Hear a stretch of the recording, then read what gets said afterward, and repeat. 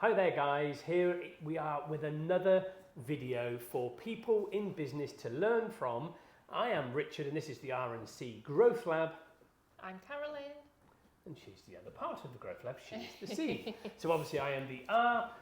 Today we are going to talk to you about photos and videos. You may think, well, how is that going to affect me in my business? Well, it can actually affect you greatly in more ways than you could possibly ever think.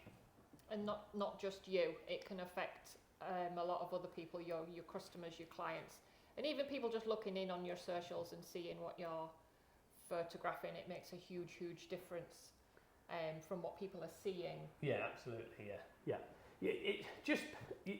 You've got to be very careful, because the thing is, at the end of the day, what you've got to consider is every item that you are taking a video of or every item that you are taking a photograph of, that is not your intellectual property. You have provided a service to your client and you have to respect your client's property. Yeah. Now, obviously, we own the leather repair company and we work in people's homes. Some of those homes that we work in, we are told, here's a key, here's a code, here's a gate code, here's a security code, here's a panic alarm code, etc., etc. Trust is very important. Now, you never know also whether, when you're in someone's home, whether Big Brother is watching you. Mm-hmm. In a lot of cases with something like that, not only are they going to be watching, they're going to be listening. And that, I think, is maybe one of the biggest wake-up calls for a lot of people, is not only are they watching you, they are listening to you. So when you are maybe sat there saying, oh my God, can't believe it, what an absolute twat he is, God, he's got this kind, I've got to be here cleaning this, dirty, mucky sod. You can't go saying those things, because the thing is, they are just going to grab that, they're going to show it to all their friends and say, never get these guys in, because this is what they think of us. Yeah, it's a good point. I think you've got to be 100% professional all of the time, whether the client is actually there in person or not. Mm-hmm. Like Richard was saying, people do record in their homes, especially higher, wealthier kind of people. They do record inside, not just outside, like some of us do, like we do. A lot of people have, there's ring doorbells, there's everything. You just could be walking, down the street, and that ring doorbell is going to catch what you're saying on the way past. Not and just, video you, So you can say anything in passing. About anybody. Yeah. That, like Caroline says, that ring doorbell is going to get you. And other doorbells are available. Yeah, other doorbells are available. But you've got to think about these things when you're walking along, or you're walking up to a client. You're walking up to the client. Oh, this jerk was an arsehole on video. On email. Oh, got to put on a brave face and bite my tongue and deal with him. They've just heard exactly what you've just said. Yeah. Or anything, something general in passing, just like, oh, look at the colour of their curtains, or. Yeah, absolutely. You can it can just be really random, passive comment on the way past, somebody's house. Look how dirty the windows are. They're going to be like, hang on, who's that? Idiot that's just gone by. Exactly. And before you know it, your face is plastered all over. So if you're in business, stay professional. Yes, you're allowed your opinion and blah blah blah blah, but not in public. Try and keep things. Don't just out of the public eye, basically. What your mind is thinking straight away, because it can land you in a bit of trouble and lose your customers at the end of the day. Been there, done that. Worn the metaphorical T-shirt. Yeah. No so filters. I think talking about the photographing side of thing, just be really careful of your surroundings. Mm-hmm. Take the picture of the item that you're talking about, the service that you want to sell. So don't get in. I think a biggie is children. Yes. Not just children in a physical sense as the kids there stood watching you, but even, if you've done someone's sofa in their living room, you might take a picture of that, but behind the sofa there's a big family portrait with children on, or anybody, even the adults, even grandparents, anything. If they're on there, it can be a little bit dodgy. There's some really weird folks, that stalk social media for all of the wrong reasons. So just be really, really mindful of getting children in pictures. you've got to be careful as well with that one. Like Cameron said there, it's sort of this is what I love about sort of doing business podcasts. When you start talking to people as well, because we obviously do a lot of mentoring with different folks, and when we're talking to these people, you know, you naturally get it out of them exactly where they want to go with their business and how they want to achieve it, but they don't realise it. But it's when you start talking, you get these things. And like Cameron's saying there, you know, taking a photograph for say of a couch for argument's sake, it's got pictures of people in the background. Now, how do you know those people in the background in that photograph aren't people that could be on a protection program? They could be people that are high up in government. They could be, you know, SAS hit list people for governments around the world, and you have just identified them and put them on social media. Especially if you've already, you know, you went to McDonald's on your way to this client and you checked in, having a double sausage and egg before I get there. You've checked into a McDonald's that's very, very local to your customer, and then they can easily identify where you're going, be tracked and be found. So it's pretty dangerous. I think that's one of the things as well. Obviously, especially, you know, in certain businesses, it doesn't matter, you know, whether you're a lawn care, whether you're a home cleaner, you know, leather care, you know, whether you're a detailer, you could be a window cleaner. You know, you could be doing anything really. You could be, you know, graffiti remover. If you are a business that is going to a client on a regular basis, people stalk. So you've got to understand that obviously, you know, people, when you've got unscrupulous people in this world, which unfortunately we live in a society where there are some people that are unscrupulous. More than we need. a lot more than we need. Robbers look at patterns. So someone like a robber, which is someone that's going to go to someone's home and rob the home, robbers will look at a pattern as to how they can get information. This gives them, they look at regular patterns. It's going to give them time. So they look at regular time patterns. They look at regular visits. They look at how someone opens the door. They look at how someone opens the gate. They'll time how long it takes for the gate to open and shut. They'll look at cameras. How can I put that camera out after that person's entered, giving me enough time to get through the gate, to get into the, you know, into the grounds of the property. All these things you have to take into account. So you need to also ask your client whether it's okay to go to someone's property with a sign-written vehicle. We know businesses that actually request, don't come in a sign-written vehicle, and we won't. We will, you know, we respect our client and we will go without a sign-written vehicle, purely and simply because of security reasons, because they don't want people identifying or associating, you know, that connection from them to us and us to them, because they don't want that association. It could be because they're in a certain particular industry where they don't want people connecting it to us, so they don't want us affected as a company. So you've got to bear that in mind. There's so many scenarios that you've got to be very, very careful of when you're photographing things in and around someone's home. So if you're in someone's home, for argument's sake, and you're just taking photographs, you know, and you could be anything, you know, you could be like a house cleaner, you're taking a photograph, you know, bang, bang, bang, taking some photographs before and afters. Before and afters of cleaning that you've done, you know, sat on this, you know, you could have like a chair there, behind it, there's this nice sort of like sideboard, cabinet type thing. It could be sat on there, a Ming bar's worth millions and millions of pounds. So all of a sudden, you have identified that there's this very valuable item in someone's home. It's worth breaking into that. It's worth breaking into that property, because the thing is, they're going to able to actually pinpoint that property quite easily, because you checked into the McDonald's half an hour before, a few hundred yards down the road. So you've got to be very, very careful what you're doing on your business social medias. It is so important.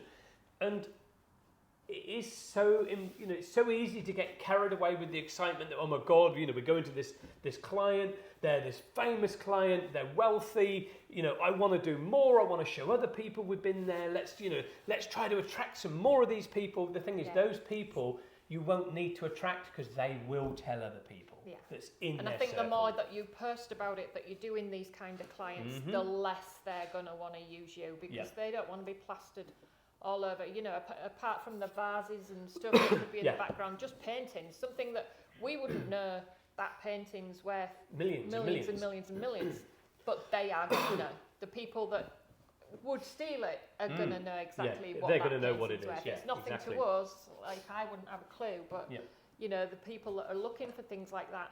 So if you have to take photos inside, try and blur out everything around it other than what you want people to see, or crop it in tight so that there's no surroundings, nothing identifiable to that house, to that area even. If there's something you really want to post, if you make, say, driveway gates or something, for instance, and you have to get the surroundings in to photograph what you need to photograph, then please ask the client's permission to post them. Yes, you can take photos for your own records and maybe to show privately to prospective customers.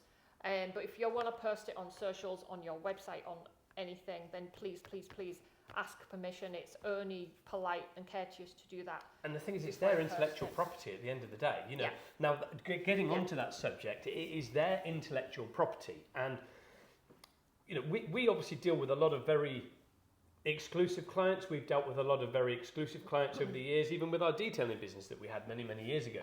And I remember a story of a situation where we were dealing with cars for this particular client. This particular client was a wealthy client, and they had all sorts of cars, from Ferrari Enzos to Lamborghini Murcielagos, Aston Martins, you know, strings of Ferraris, quite a lot of them. And this client was, how can I put it? They weren't showy off, but he was quite confident in himself, and he'd stand there and say, yeah, I've got a Ferrari. This is what I do. I've got this Ferrari, I've got that Ferrari, I've got a few of these Ferraris. So you could say, oh, the guy had a bit of an ego. But he also had private yachts, and he had all sorts and houses all around the world. And I remember him saying to me one day, after I'd taken some photographs of some certain things that we were doing for him from the detailing and leather side, and I had taken photographs. This was probably 20 odd years ago, and I had taken some photographs. It was probably at the beginning of the internet, which is probably 20 odd years ago, at the beginning of Facebook and stuff. And I'd taken these photographs and I'd sort of put them on social media. And I remember going back to this client one day, and he was telling me about a story of somebody that had taken photographs of one of his yachts, and they'd used the pictures of his yacht in their advertising material and put it on socials and put it on their website. He actually took them to court and actually won compensation and royalties for using their photographs, for using his photos, well, for using his intellectual property without his permission. So you've got to be very careful here, guys. It is private property. He didn't want the world to know what he had. Now, he liked to tell people what he had, but he didn't want the whole world to know exactly what he had and where it was moored up, because that would pinpoint that he obviously had houses there. He obviously had expensive goods there, you know, paintings, artifacts, all those sort of things. Maybe expensive, more Ferraris, more Lamborghinis, more Aston Martins, more anything there. Yeah, if he's posting it, that's fine. Yeah. But for you to post post it, to use it, to without gain his your knowledge. company business, it's a big no-no. So you've got to make sure you get the company's permission. Now, he said to me, I really like you, Rich. I really like you. He said, let me give you a little bit of advice. He said, I've just told you a little bit of a story there about, you know, how these people did all this with my yacht and used all these things. And when we took them to court and we won because it's my intellectual property and they were using it in their advertisements to gain sales for more super yachts. So whether they were gaining it, you know, to make sales for like 50 million, 60 million, 100 million, 200 million for a super yacht or whatever they were getting it for. And, you know, he had proof that they'd earned quite a lot of money from his pictures, so he was able to claim a good lot of money for royalties. And he said, obviously, you've got to be very careful of what images you take of things. And, you know, just take heed of what I've told you, because I really like you, Rich. Just bear that in mind. Well, in other words, oh my God, you know, backside was like, heart was going bang, bang. I'm like, Jesus Christ, quick, I've got to get out of delete here. All those delete pictures. everything. And it's like, oh my God, you know, and that was his warning to me as a local sort of person where I was, living at the time, was a local thing to me to say, look, you're a local business to me. I'm a local person. I don't want everybody around this vicinity knowing that I've got all these. Yes, they'll hear them when I go out, but they won't know who's driving it because, we're gone. So I'm thinking, oh my God. And then I thought, Jesus. Checking what we've posted. And I'm checking what I'm posted. And then I've noticed I'm taking photos of this and I'm taking photos of that. And I'm like, that one identifies his house. And this one is me pulling up to the gate. And the car's outside outside of the garage. And I'm like, Jesus, that literally, it's got the house name. It's got everything. And I'm like, oh my God. My heart was sinking. I'm thinking, this guy is going to wipe me out. We're going to lose everything. We're going to be literally living in a cardboard box on the street. I think that's a song, actually. Living in a box. It's absolutely everything that I worked for was gone. But luckily, it was a friendly. It was a friendly warning without actually making me look stupid and saying, I want a word with you because you've got to stop this. So you've got to take note of these things, guys, and get permission. It is crucially important that you do get permission from your clients because, like we say, you're going to identify people's surroundings. You've got things like children in images in the background that you are identifying. It could be a picture of their home. They could be so super proud of their home because it could be this stately home. You've just identified it. Google Maps is going to be able to zoom in with technology today, see exactly where that home is. That's how these things are done and planned. A lot of people have the aerial shots, don't they? They do, like to have a picture of especially with if it's a small big property, holdings or whatever. They like to have, an aerial shot of their house, and they will have that sat on top of the mantelpiece or whatever. I think another one that we've forgotten that's so simple to forget to take out of pictures. I know where you're going. Vehicle reg plates. Yes, exactly. The number plates. We all know not to post, this is probably aimed more at detailers and stuff like that, but we all know not to put even smart chip repair guys, do you know what I mean? Paint smart repair guys. On your socials, even us with leather.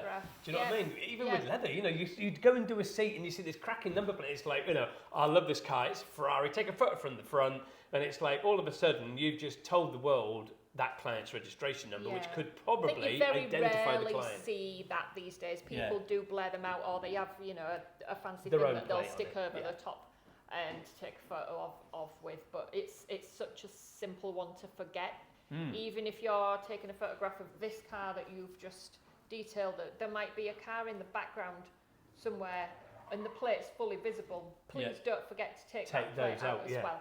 That goes for the same with the images in the background, pictures in the background, blare it out. Expensive art in the background. It could literally be anything. You've got to try to, depending on the phone that you're on, take it in portrait mode. But what you've also got to think of as well, about this is you've got to understand this is crucial. It is people's intellectual property that you're photographing. You do need to seek the client's permission. You do need to make sure the client agrees that you can use those images. As a word of advice, get them to agree by signing, I agree. You agree for me to take images and use these on my social medias, in my advertising, on my website, on my leaflets. I agree, yes. If you ask, the thing is with a lot of these folks, if you just ask, they will be more than willing to allow you to use them. They might say, yes, you can use them, but don't get these surroundings in, don't get this in, just don't mention my name. And that's another classic example. A thing that we see people, again, this sort of goes back to smart repair guys, detailers, windscreen chip repair guys, those sort of things, interior repair guys. And we see people taking videos, taking pictures, look at the state of this interior. What sort of an animal lives in a car like this? Can you imagine what their house is like if their interior's like this? Guys, how do you know that client isn't in that same bloody group that you have just absolutely trashed them about on social media? The thing is, once it's on there forever, because somebody will have screenshot that saying, oh my God, I know whose car that is. I'm sending it to them. Their best mate's already my got best a mate. Their best mate's got a screenshot. They've pinged it over to their mate. Look at you mucky git. Someone's saying you're an absolute mucky twat and your house is just as dirty. And then everybody joins in, and everybody thinks. Social media, all of a sudden, the vultures come in, the lions attack, that's it, wallop. It's everything. The wolf, them down kind of. Yeah, the sheep in wolf's clothing, or whatever it is they're saying, the wolf in sheep's clothing, the whole lot, they all come in and attack, because there's nothing more exciting to attack somebody while somebody else is attacking them, and all of a sudden it's like, yes, we're the big hard macho people because we're behind this computer screen, we're at the end of a mobile phone, let's dig in and attack. That's another podcast we're going to be doing. People tend to think once somebody has said something bad about someone, it's okay then for you to go in, dive in, and be equally, horrible or whatever to that person. We're getting down another little rabbit hole. That's what I said. It's another podcast. But you've got to bear that in mind, guys. When you're doing videos, you're taking photographs, you don't go saying. I've even seen it with some people. It's like, look at the drugs in this car. Oh my God, you just landed that person knuckle duster in the glove trouble. Box, yeah, I've seen it. Guns, knives, knuckle dusters, baseball bats. And it's like, this looks like it's got a bit of blood on it. And it's like, Jesus Christ, I don't care what this person is up to. You just never ever go back to that client again. Sounds a bit far-fetched, a lot but of it isn't far-fetched. It's not. I've seen it physically myself on social media. Yeah. I've even commented on some of these things and then thought, I'm dragging myself into that situation by saying, guys, this isn't appropriate. You're then becoming associated with it. So you've got to be careful that you don't become associated with it. That is also another podcast that we will be doing and talking to you about, is your association. Just by a comment, you're now associated with that problem. So you've got to be very, very careful with what you're doing. It is so easy to fall into the trap. With all of these things that you're doing, get the client's permission.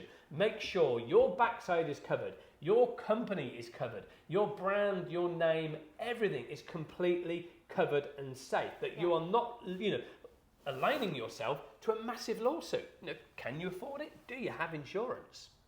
I think it sits alongside of as well. Let's just touch on another little thing that's just triggered. It's when you get talking, you trigger.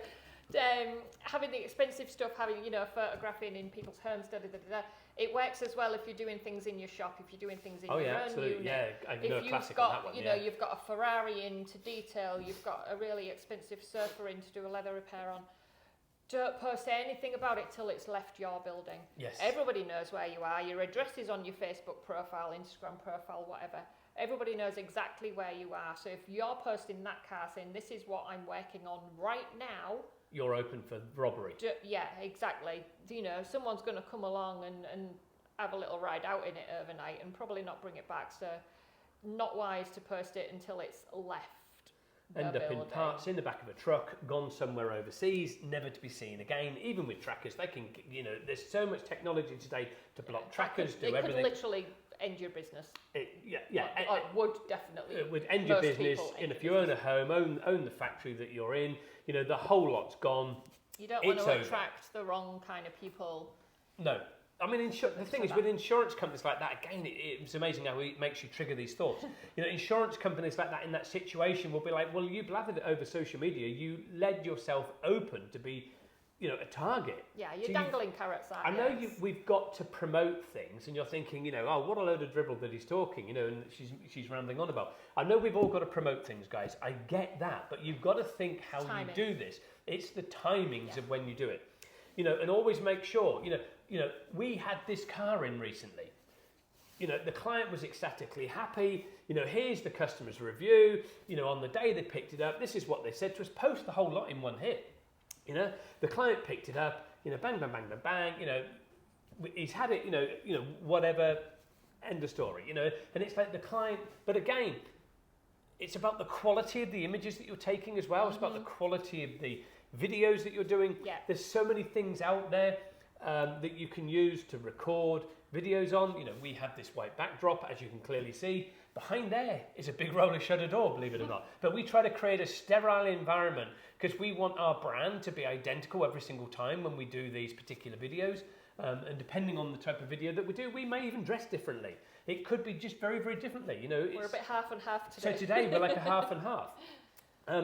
So you've just got to. I think sound as well, getting the sound right. Yeah, sound quality. So we use obviously these, which is the DJI mics. DJ mics, they're absolutely fantastic little thing. I don't have it pinned on me. It sits down beside me. It picks up my sound as it's probably ruffled then as I picked it up and went over the microphone itself. It picks up the sound really well.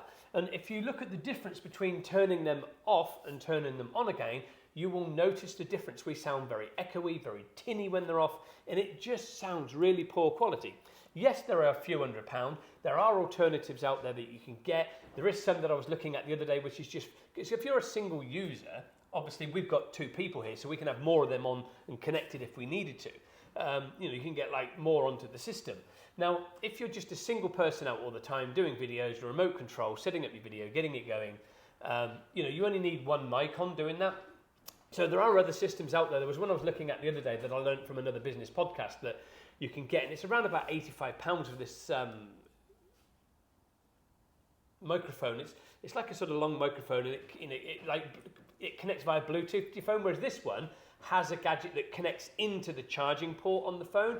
Now that will work on an iPhone, or it will work on an Android as well. Yeah, it comes with all the adapters. Comes with all the adapters, yeah, for the different things. So you can get like different thing. It comes with like different. This is more magnets that it comes with, and then that's obviously your Android connector there, if I can get it out. So that's the little Android connector look, and that just sort of slides in. It's got like a magnetic thing here, so once that's gone in, that connects to the actual Square gadget, and it then connects in and reads it and does it that way. So yeah, it does come with all the different connectors, and you can see when I open it, it's telling me that the batteries that we've got, which is inside the little microphones, are fully charged.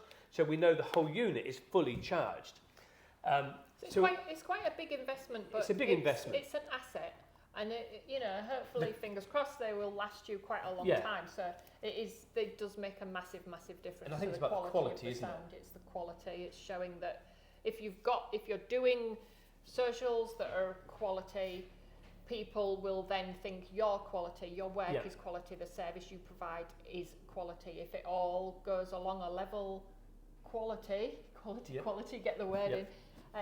They're just going to assume that you're worth using. It's just they're going to think that you've got state-of-the-art equipment, like TV station, radio station Not style over the equipment. top. You don't need want to. be No, I over mean, the like I top, say, then that people think you're wasting money, you're making too much money, blah blah blah. Then There's you a get fine that line. side. Yeah, it's a very fine line with between everything. getting it right. You don't need, fancy brands. You can find a cheaper alternative that will work well for you, and then as you progress, get the. It's like buying a Lamborghini power washer when you first move into your shop. Exactly.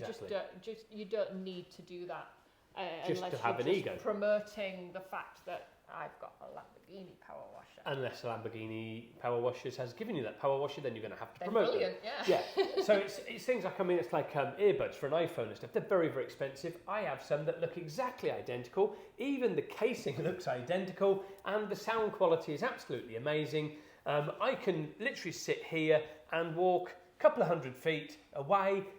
Leave my phone here, they still stay connected, and the quality is still impeccable. It is absolutely fantastic and brilliant. I can mute, turn up, turn down, do whatever I want from touching them, but they're like 30 quid, £30 compared to like several hundred. So they are a cheaper alternative, but the sound quality, when you compare them to an iPhone, apparently according to all the leading sort of reviews, is better quality than the earbuds. So I think research things a little bit. You've got to research things. People do waste money on things thinking they'll be good and get it from TV How many or camera whatever. stands do we have?